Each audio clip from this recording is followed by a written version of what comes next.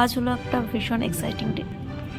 এই যে আজকে আমি ল্যাপটপটা বন্ধ করব, এরপর এটা খুলবো সোজা 11 দিন পরে।